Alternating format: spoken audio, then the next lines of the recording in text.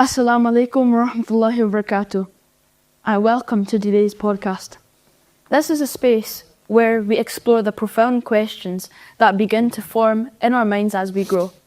Questions about who we are, our purpose, and what truly defines us. I'm your host, Rahul, and as a Muslim, I believe these questions are deeply connected to both our spiritual journey and our intellectual growth. Today, I am blessed to have two amazing guests with me who will help us explore these topics from different perspectives. First, we are honoured to have Mr. Jonathan Brown, a lecturer from Dundee University, whose expertise in education and philosophy, and he will add an enriching perspective to our conversation. Mr. Jonathan, thank you for being with us today. Thank you.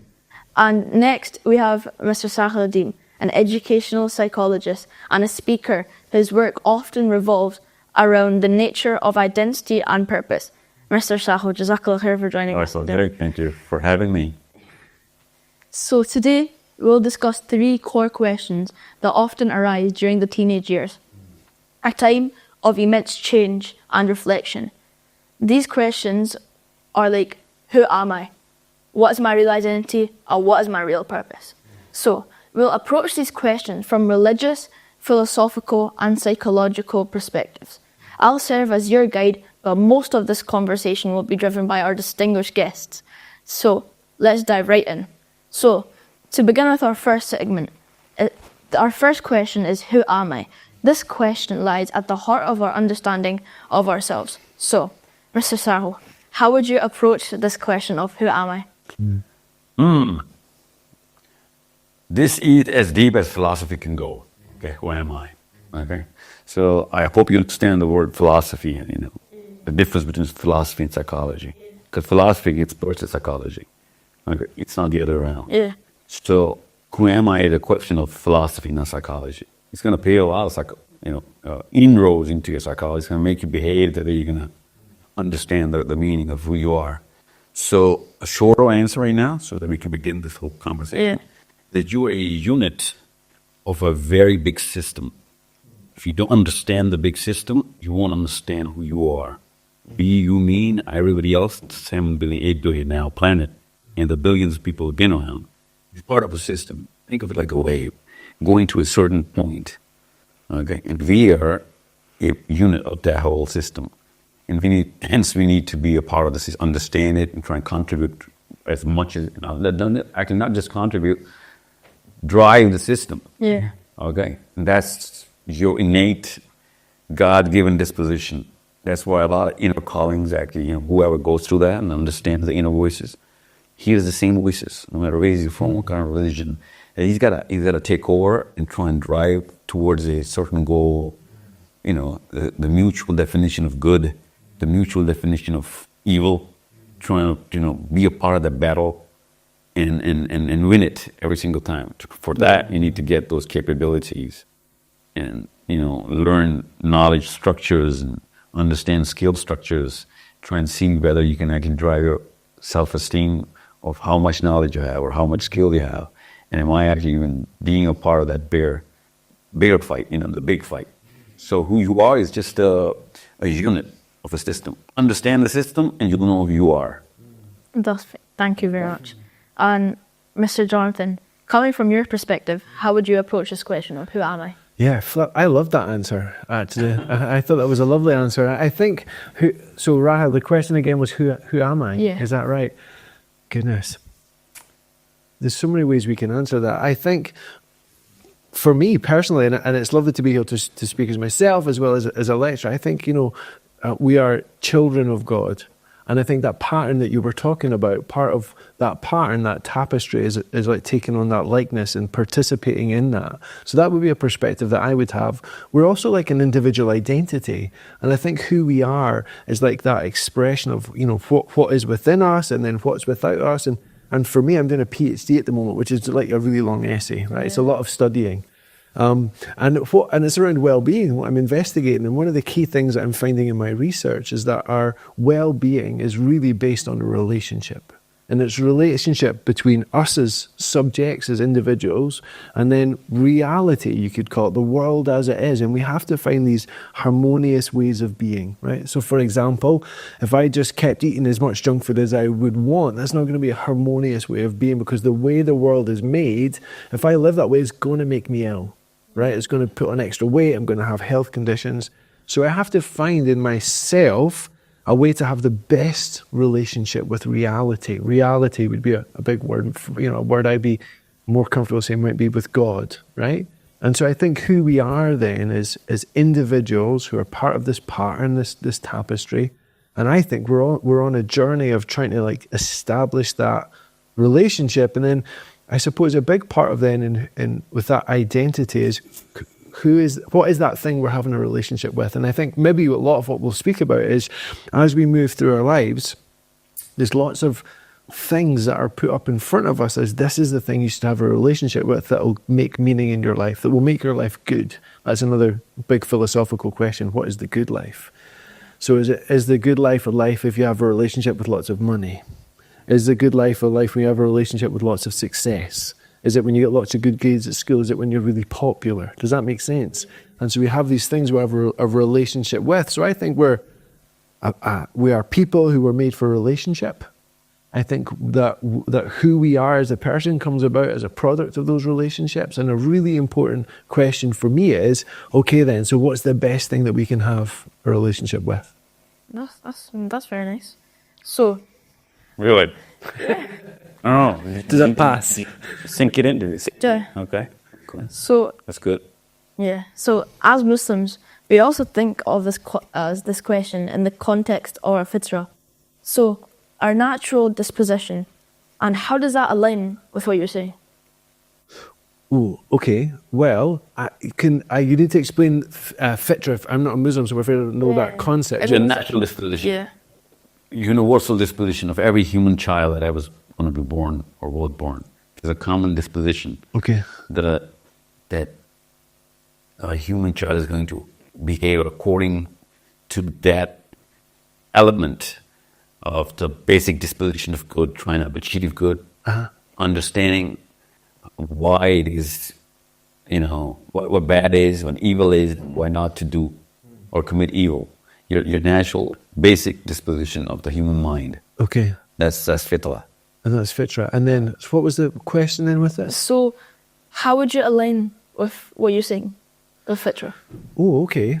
So, well, we've got an education psychologist here. That gyroscope of morality is actually sitting on that disposition, right? Yeah. And it's so common in every human being. Yes. It has to teach morality to any religion or creed or a culture. They all have it. Ethic emerges, yes. Yeah, it emerges from that gyroscope. It's just revolving, to and fro, good and evil, yin yang, going on. Yes. But to naturally be repulsed by evil and to naturally get attracted towards good is the fitra. Oh, so it's that guide, it's like a navigation thing. Yeah, that guidance good. thing. Yeah. Interesting. So, I guess what I'm thinking of then, this is a new concept for me, but what I'm thinking of as we have an education... No, well, in the Torah, the Old Testament, yes, the literal verses that God actually, every child is born in the image of God. Yes. That image of God is the fitra. Okay, that like... Genesis, yeah. Oh, okay. Oh, that's really interesting. That's actually Matthew's as well. And also the Quran, the same verse. Oh, is that right, really? Yeah. And so, but the word here is fitra, and that means like the inclination, the image of God. Yeah. Well, so then I think, so here's an interesting one for you. I was actually just speaking to your mum about this. We talk about having a purpose or aim in our life, right?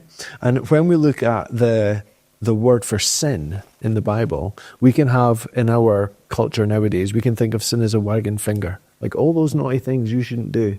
Okay, and we just think it's a set of rules. But when it was originally written, the word that was used came from archery. And it actually was about aim. So it meant to miss the mark, to aim poorly. And so I think when we think about sin like that, then there's things that when we aim for them, when we aim poorly, they don't do well by us. So, for example, I would often joke, do you know what cryptocurrency is? Like Bitcoin and everything. Yeah. So I joke with my wife that I could make an aim for my life being a crypto billionaire, and I could take all of our money and I could gamble it on cryptocurrency. That might not be the best thing to aim at in my life, but there's other things that in our lives that when we aim for them, it pulls us together. Right? I wonder if that's like this concept then. But at my university, like your mum did, folk will give up a career and they'll come and do a new career and they'll make a new aim. They'll have something else they're making their goal because they think pursuing this thing is going to pull us together. And so I think that for me then, there's this idea of it's looking at what is the best thing to aim at? What's the highest thing that we can aim at? So when we're aiming for it, that likeness, that likeness to God, that image bearing that we have is continually and progressively coming forward. You mentioned the yin yang. It's actually a symbol I really like. So we've got those two phases, I don't know, order and chaos, or spirit and law, but the line that goes down the middle, the Taoists call that the divine path or the heroic path, right? And I think that's because as people, when we move through our life, we need to be constantly be sensing between what's needed here. Do I need to give like grace and flexibility? Do I need to have more structure and rules in my life? And I think as we follow that, that takes us on this journey of self where hopefully we're becoming more like the image I think that we were set to bear. That was quite a wandering answer. I'm not sure if that answered your question. That's fine. Yeah. So now we're gonna move on to our next segment. It's called "What is my real purpose?" So that's a question that, as a Muslim, I know that Allah says in the Quran, "I did not create the jinn and mankind except to worship me." So, Mr. Sahil, how does psychology guide us in aligning our purpose with this higher calling?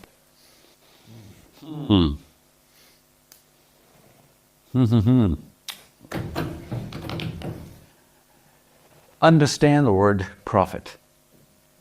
You understand the word prophet? Yeah. What is it? Messenger. No. So you break it down. What is a prophecy? Like the story of a prophet. No, that's not. Prophecy is an event in the future, and you can tell right now. It's called a prophecy. Okay, something that you can tell is about to happen. Okay, whoever can tell that is a prophet. Yeah. Okay, in the dictionary. Now you will see from the Old Testament, okay, the New Testament, and the Quran. You see a list of prophets, and understand. Okay, I'm trying to build up the very reason for purpose first, so that you can understand how important this word is. You can't just take it casually, okay? You're 14 now, coming in the game now. Actually, you should have been a couple of years ago. You're 12, you're 13, 14. You need to really ground yourself into the word purpose. Because the absolute difference between good people and bad people right now in the world, and it's ever been, is that the good people understood the word purpose. So there are only two kinds of human beings you'll find. One with the big, greater purpose, and one who are aimlessly, wandering around the planet, living day to day or year to year or event to event. And that changes their morality and everything. And sometimes they're really good, but they're not tied or anchored to a purpose. So you cannot rely on their good. Yeah. Okay. So that's how important the word purpose is. So that's why I started with the word prophet. Okay. Now, there are two kinds of prophets. And both of them do the same thing. They're prophesizing the future. Some of those prophets are sent by God Almighty Himself, guides them, literally tells them what's going to happen in the future. So you open the Torah, you find all the prophecies of what's going to happen. Okay. You find the New Testament, you see the book of Revelation, all about what's going to happen in the end. In the end, see? Right? This word inside your mind. The end. So these prophets are talking about the problems of the end, and they're just trying to solve them right now. So the story had an end, and they know the end. They're telling everybody the end, way ahead in time. Okay, it's going to happen thousands of years from now, if not hundreds. And every prophet is trying to tell them this is the bigger problem, and your purpose is to make sure that problem doesn't happen. Okay, purpose, and they're trying to build, parenting models, making knowledge go through every woman and man so that their children will bear that knowledge, trying to equip themselves, not let that thing happen. And they're good prophecies as well, okay? So they're trying to make sure that they do happen, and there's evil that's about to happen. They make sure that, kids are prepared, women are prepared, girls are prepared, boys are prepared. Now that's one kind of prophets. To Adam alayhi salam, from Adam to Muhammad bin Abdullah sallallahu alayhi wa sallam. Yeah. All of these prophets did the exact same thing. Foretelling the future, foretelling everything, and reverse engineering a certain message so that that thing wouldn't happen, or it can get delayed as much as everybody can muster up to delay that event. And there are other prophets as well. Those are not guided by God, but they're guided by their fitrah. Okay, they're not sent by God. We're all sent by God, right? We came because of God, right? But they did not go through the Bible or the Torah or the Quran. They go through their own disposition, and they try to solve those problems as well. Be it Aristotle, be it Socrates, be it Hume, Descartes, be it Immanuel Kant, all those philosophers. They start pondering over what is going on, and they try and come up with the solution to a problem that they're actually yelling about in their books. Okay, from a person's problem to a group's problem. From a local problem to a global problem. Read their books, you'll find out. They're doing the exact same thing. They're writing a problem statement, they're trying to solve it. Now, they have a lot of fancy words. A lot of people don't read their books. But literally, they're doing the job of a prophet, which is not sent by God for this very purpose. In other words, when you look at these people, you'll find out that every human being was sent for the same purpose. Some of them are guided directly by God and given books. Some of them do not get books. They're guided directly through their fitrah. Okay? And these gods and prophets are the fastest, quickest, and most optimal help that we can get. Okay? So this story had a start, a middle, and an end. Okay? Every book written by God, or every book not written by God, by those prophets we are just named, also had an end. Okay? Now it takes science, NASA. What are they talking about? An end. A meteor is going to come in. And it's most probably going to come in someday, right? And it's going to end. So let's just go to Mars, terraform a planet. Everyone's talking about the end. As soon as you use the word end, all of a sudden the word purpose comes to play. Because if there is no end, there is no purpose. Okay? If there is no end, there is no purpose. Make sure you write that down somewhere. Yeah. Now, every prophet is talking about the end, regardless of whether he's directly guided by God or guided by his fitrah, hence God, right? Sorry. So, you need to see whether you're part of the problem or you're part of the solution. Because all the books you're going to read is going to have two kinds of people, part of the problem, part of the solution. If you know the end, you will understand what the solution is and how to become a part of that solution. Yeah. You see what I'm saying? You really do?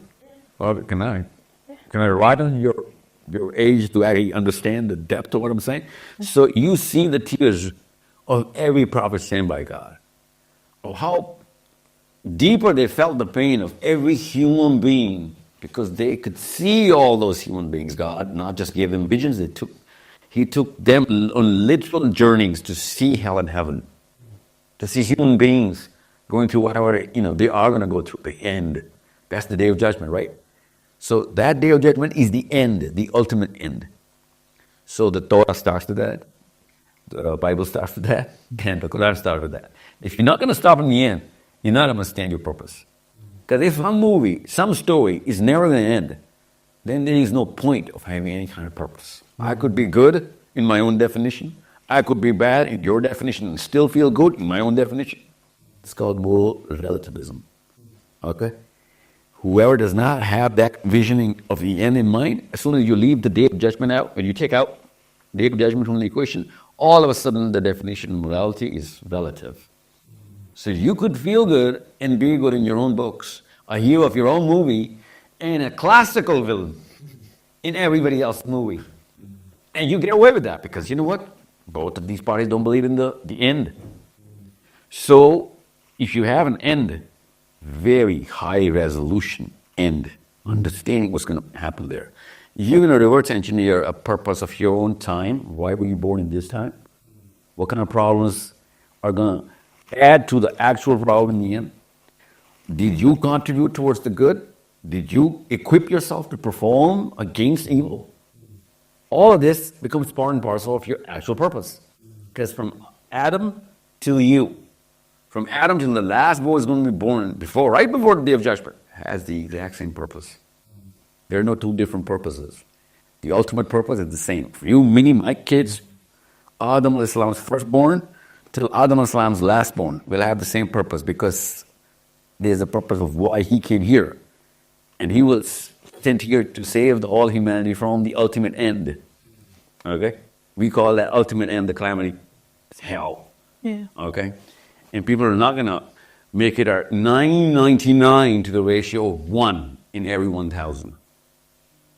Okay? Same thing written in the Torah, same thing in Talmud, same thing in the Gospel, same thing in the Quran. Most of them are not going to make it. So we got to save as many as we can to add to that ratio of 1 to 1,000. You understand it? Yeah. Yeah. Big job. Yeah, that's the purpose. That's it. Thank you very much. And so, Mr. Jonathan, Yes. how do philosophers and educators approach the concept of purpose? And do you see parallels between the views and the religious perspective? Yes, I think so. And I think that was a really good answer about the ultimate question. I think the purpose, to your point about moral relativism, people are trying to decide what is the highest good. Where do we get our meaning from? Where do we get our purpose from? Maybe another way to think about it is, and again, your mum and I were just speaking about this, we're all looking for something to worship. And people are choosing different things that they're going to have as their highest good in their life that they think is going to give their life purpose. So for some people, it might be being popular. For some people, it might be, I don't know, being really successful in one particular field. But they think this is the thing that when I devote myself to it, it's going to give me purpose in life. Do you remember earlier we were talking about sin could be aiming at the wrong thing? Or if there's some of the things that we can aim at that would do make our lives go poorly, and they can be things that we can aim at that pull us together. There could be something that's the best thing to aim at, that would be the right thing to be in the highest place. So when we aim at that, it's going to guide us through our life. So I think purpose, whether you're a philosopher or an educator, it's people trying to decide what deserves to be at the very, very top of the pile. What's the thing that if we organise everything, you could think about it like this, having a flow chart. Have you ever seen these charts you get in magazines sometime, and it says like what kind of superhero are you? Yeah. You know, you're like this or you're like this, and you've got like these branching diagrams. Well, we've got things, and we have to decide, well, which is the most important thing? And we can move that all the way up till we get to the top. Then from the top, that cascades down, and that helps us find our purpose. So I think in education and philosophy, I'm reading a lot of philosophy right now. I'm thinking about well-being, and people are trying to decide what belongs up there. And I think at the moment, what we're having in our world at the moment is people are seeming to think that they can just decide, and then the world will fit around their ideas. So let me give you an example. There's a bookshop in Dundee, the university, the town where my university is, and I would love to go to that bookshop, okay? And I would walk around the bookshop and I would take pictures of all the books I was going to buy for cheaper on Amazon, okay? Now, I can't live in a world where there's bookshops if I don't buy my books there. Yeah, so I have to like make a sacrifice. I have to pay for slightly more expensive books in order for there to be a book there and to be a bookshop there. So I think when we go through our lives, we need to be thinking about what is the contribution that we need to make or that we can make in order to keep the world blossoming or moving forward. So, for example, people might say, "I think that I can live this way, and the world will keep working." But if I say, I think I can just go to bookshops but buy books cheaply on Amazon, the world won't work that way. The bookshops will just stop existing. So what we've kind of lost, I think, within ourselves is that there is a relationship between us and the world, and we can't say to the world, you're going to be this way. I can eat whatever food I want and my body will still be healthy. I can do whatever I want with my money, and things will still be what will work and be fair. That I can do whatever I want with my body, and my body will still be healthy. I don't think that's how the world works, and I think we've kind of fallen out of relationship with God, with that which is higher. Here's another way to think about it. You know, the environmental crisis that we have at the moment, right? So there's like lots of pollution and things like that in the world. Well, it's wonderful. You could think, because I teach science at university, so you can think everything that's in the world, you can kind of put into two groups. You can have natural things that you'd find if you went for a walk, natural things in the world, and then you can have synthetic things, and those are things that we can make as people with our brains. And it's wonderful that we can make those things. It's wonderful that we can make these materials. But what we've learned from this crisis, like plastic, for example, it's great that we can make plastic. We can wrap things in it, we can hold things in it, we can like make tents out of it. It's wonderful. But we can't make it to any extent that we want.